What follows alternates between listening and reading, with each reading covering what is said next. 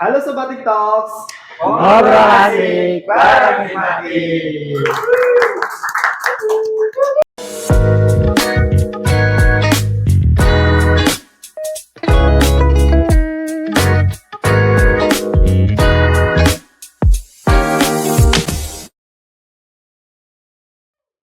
Ya teman-teman, kali ini narasumber kita ini adalah mahasiswa yang aktif. Gimana nggak aktif? Dia masih mahasiswa, tetapi dia juga sekarang bekerja di bidang IT juga.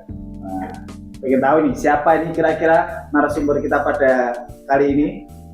Mari kita beri tepuk tangan yang meriah untuk Faras Java Yesa Ramadan. Halo Mas Faras. Halo Mas Alman. Sebelumnya boleh dong kenalan sedikit nih. Kira-kira siapa sih Mas Faras ini? Gitu. Oke, jadi perkenalan dulu ya teman-teman. Aku Faras Java Yesa Ramadan dari Informatika Angkatan 22 semester 5. Oke. Langsung aja nih. Mas Faras sekarang kesibukannya apa aja sih? Kalau kesibukan mungkin hanya ada di organisasi di Hima sama mungkin di luar ya. Di luar itu bukan organisasi tapi kerja kalau di luar. Kerjanya ada kaitannya dengan IT juga? Ada, itu bidangnya IT semua. Nih teman-teman penasaran nggak ini kerjanya Mas Faras nih apa sekarang kan gitu? Apa nih Mas? Kalau boleh tahu kerjanya itu apa? Untuk pekerjaan yang satu yang pertama itu di mitranya Amazon Web Services, tapi itu bukan sebagai orang teknis ya, tapi lebih ke pengajar di situ. Pengajar untuk materinya adalah cloud computing juga, jadi ada hubungannya dengan IT. Terus yang kedua adalah di salah satu perusahaan milik Astra Financial, itu sebagai data verification dan data entry di situ. Gitu Mas. Sorry, untuk yang pertama tadi kan Mas Faras kerjanya di AWS ya? Iya. Walaupun di situ sebagai apa ya, tenaga pendidik atau pembelajar gitu, berarti secara tidak langsung Mas Faras ini juga menguasai dong ilmu-ilmu dan juga teori dan prakteknya dari cloud computing itu sendiri. Mas Faras menguasai? Ya, sebagai pemateri itu wajib banget untuk mengetahui tentang teknisnya. Walaupun kita tidak menggunakan teknisnya secara langsung, tapi kita harus tahu tentang teknis itu untuk diajarkan ke orang lain. Luar biasa ya teman-teman, masih mahasiswa dan juga sudah berpengalaman di dunia kerja khususnya di bidang IT. Ini aku mau tanya nih Mas Faras, awal mulanya Mas Faras ini terjun ke dunia IT atau aku memutuskan untuk ke dunia IT, itu apa sih trigger awalnya itu apa?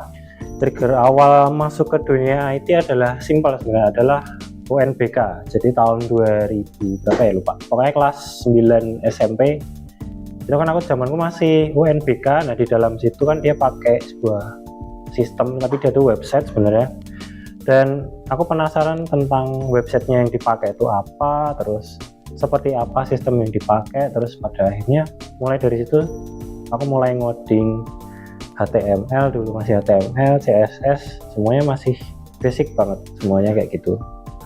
Jadi ceritanya dari UNBK awal masuk seneng terjun ke dunia IT itu waktu kelas 9 SMP. Kelas 9 sudah menentukan pilihannya ya, mau ke dunia IT. Ya. Terus kalau IT itu kan gimana ya, identik dengan lembur, kerjanya di malam hari, perlu ketenangan. Dan sedangkan Mas Faras sendiri ini juga masih mahasiswa.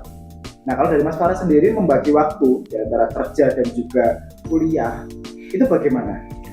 Kalau misal membagi waktu biasanya aku tuh ngambil kerja kalau misal pas nggak ada kuliah. Apalagi untuk semester 5 ini sedang ada MSIB ya, jadi ikut MSIB, jadi kebetulan benar-benar kosong untuk waktu kuliahnya, tidak ada kuliah sama sekali. Tapi kalau misal di hari lain, di semester lain, itu yang ngambil di waktu kosong, waktu nggak ada jam kuliah atau ketika liburan. Nah itu bisa diambil untuk kerja biasanya kayak gitu.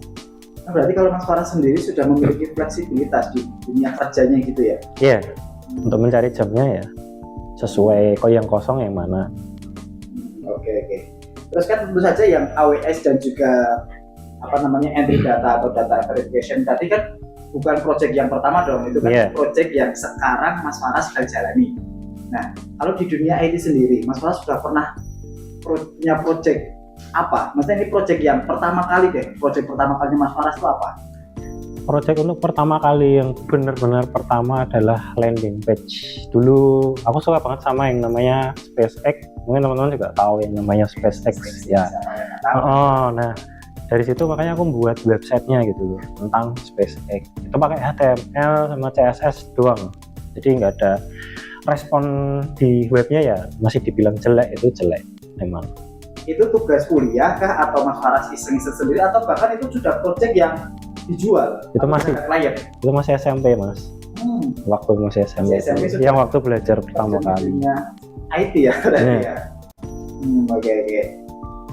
Nah, kalau Mas Faras sendiri ini tadi ada yang belajar HTML, CSS kayak gitu, terus kemudian code computing, data entry and verification. Nah, sebenarnya Mas Faras sendiri itu di dunia IT itu fokusnya tuh di bidang apa?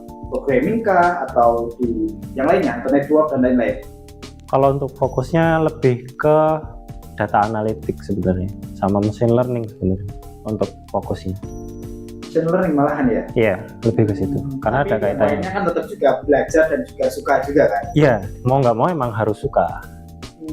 Kalau dari Mas Faras nih, tools andalan untuk mengerjakan project-project yang mungkin sekarang dikerjakan apa?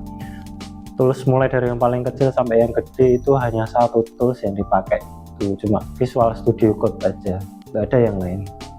Mau project apapun andalannya tetap Visual tetap Studio itu, Code. tetap itu. Karena yang paling simple. Kenapa itu bisa dijelaskan nggak? Kenapa kok milihnya pakai itu? Padahal kan ada editor teks yang lain kan? Kan? Terus kenapa milihnya Visual Studio Code? Itu kenapa? Yang pertama karena dia banyak ekstensinya yang bisa dipakai, terus yang kedua ada macam-macam fitur yang bisa dihubungkan ke hampir kebanyakan bahasa pemrograman yang dipakai, terus ringan juga kalau dipakai di laptop biasanya. Nah, ada dua Visual Studio, ada Visual Studio yang biasa sama Visual Studio Code. Nah, yang cukup berat itu yang Visual Studio. Makanya aku milih Visual Studio Code yang gampang. Jadi alasannya ya basic kayak gitu aja. Ada alasan khusus kenapa ini? Jadi ringan. Bukan karena ada tuntutan harus ini Pak. Enggak. Oh, basic. Terus nih dari Mas Faras, dari sekian banyak project-project yang Mas Faras kerjakan, mungkin ada yang clear atau selesai, dan atau mungkin ada yang pending atau yang bahkan ada yang nggak selesai kayak gitu. Tentu saja kan di situ pasti pernah mengalami yang kegagalan atau stuck ketika mengerjakan project-project. Nah, cara Mas Faras mensikapi project-project yang stuck kayak gitu atau bener nih, ini mentok banget nggak bisa ngerjain, itu gimana? Sebenarnya kalau stuck tuh pada akhirnya tetap bisa diselesaikan ya, walaupun itu pada akhirnya waktunya mundur atau ada beberapa fitur yang nggak bisa masuk karena itu emang stuck. Jadi mau nggak mau ya tetap mengubah beberapa kode dari sumber-sumber, banyak sumber, ada dari Stack Overflow mungkin, atau mungkin dari ChatGPT ketika ada error, atau dari platform-platform yang lain. Itu juga banyak yang menjelaskan mengenai masalah-masalah di dalam sebuah codingan tuh banyak. Tapi pernah Mas Faras sendiri pernah ngalamin itu? Ya itu cukup sering ketika misal membuat project terus tiba-tiba ada masalah, entah mana datanya yang error nggak bisa dipakai, itu yang paling sering ya. Dan sekarang banget nih, ada nggak yang project yang stagnan sampai sekarang? Ada nggak? Kalau boleh tahu itu project apa? Kalau untuk stuck sih yang terakhir tidak ada ya. Terakhir itu untuk deteksi tumor otak doang yang pakai machine learning. Itu beberapa stuck seperti datanya yang kurang banyak, jadi akhirnya deteksinya kurang maksimal, hasilnya masih kurang akurat kalau dipakai.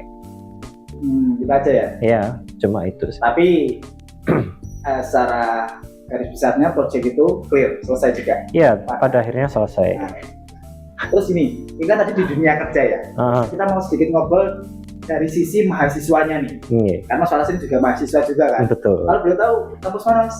Wah, kampus Universitas Alma-Ata. Masya Allah. Oke. Kan stereotip orang di luar sana, kalau yang mahasiswa informatika itu identik dengan coding. Apakah mahasiswa informatika atau TI itu cuma coding aja Mas? Oke, bagi sebagian orang di kuliah di IT itu mungkin mikirnya hanya ngoding atau mungkin buat aplikasi. Tapi pada kenyataannya sebenarnya di dunia IT, terutama di corporate, itu tidak hanya di bidang coding saja. Ada banyak, ada seperti UI UX designer, ada data analitik, atau mungkin data entry, itu juga termasuk dunia IT yang mereka tuh tidak memerlukan coding sama sekali. Jadi coding itu sebenarnya tidak wajib untuk semua orang bisa, karena kapasitas pemikiran orang tuh berbeda-beda.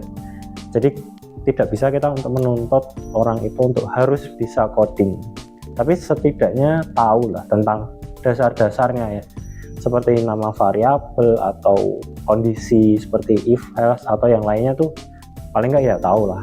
Tapi untuk secara detailnya pun tidak perlu tahu sedalam itu, ini tidak perlu. Tapi yang jelas garis besar atau base of learningnya kita tahu lah. Iya, benar. Gitu ya. Nah, terus untuk mahasiswa ini mungkin ada teman-teman yang baru semester 1 atau bahkan baru mau terjun ke dunia IT nih.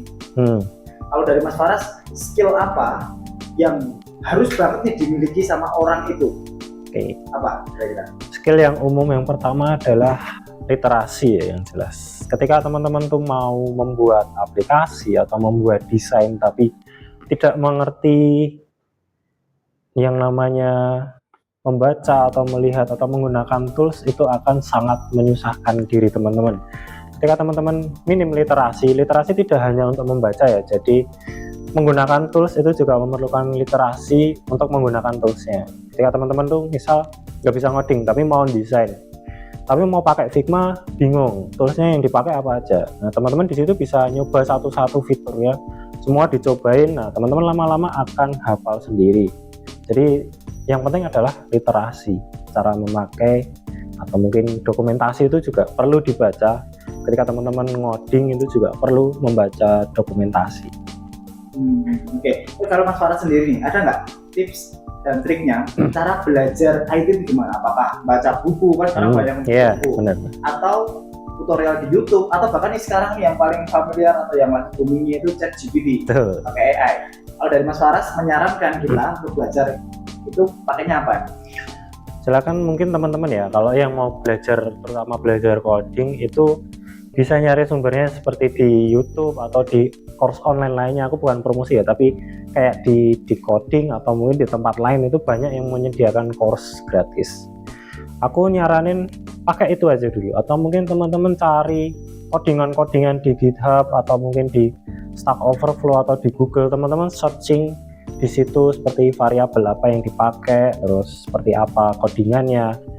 Nah, jadi seperti itu. Teman-teman jangan langsung terjun menggunakan ChatGPT atau Gemini atau tools lainnya ketika teman-teman belum tahu basicnya. Kenapa? Karena itu akan membingungkan teman-teman sendiri. Oke, terus gini Mas, sebagai mahasiswa, kalau Mas Faras mungkin portofolio sudah banyak ya, udah beberapa kali terjun ke dunia industri langsung, udah ada project-projectan juga. Nah, terus untuk kami mahasiswa yang baru semester 5 dan pengen punya real project gitu, ada nggak tips and triknya lagi nih biar dapat project pertama kayak gitu? Yang namanya di sekitar teman-teman, entah di kos atau di sekitar kampus, itu pasti banyak orang yang memiliki masalahnya masing-masing. Nah, dari situ teman-teman bisa melihat masalah orang lain dan teman-teman bisa membantu menyelesaikannya dengan teknologi IT, entah itu dengan AI atau IoT. Misal yang paling simpel adalah ketika tanaman itu jarang disirami, pasti akan mati karena orangnya nggak terlalu aware dengan tanaman tersebut. Teman-teman bisa mencoba membuat misalnya penyiram tanaman otomatis dengan IoT lewat jarak jauh. Nah, itu sangat bisa sekali menjadi project pertama teman-teman. Jadi projectnya itu ya lebih ke yang ada di sekitar kita lah. Iya. Ada masalah apa yang sekiranya kita bisa menyelesaikan dengan teknologi, mungkin seperti itu ya? Iya, benar. Terus terakhir nih Mas, masukan atau saran dari kami sebagai mahasiswa yang ingin mencoba terjun ke dunia industri, khususnya IT, apa nih pesan-pesannya nih? Yang pertama adalah jelas niat dan kemauan. Ketika teman-teman nyari kerja cuma bermodalkan pengen, bukan karena niat atau karena skillnya teman-teman, emang ya skill mungkin beberapa tempat masih tidak mementingkan itu ya, karena nanti pada akhirnya semuanya akan di training ulang, jadi benar-benar belajar dari nol.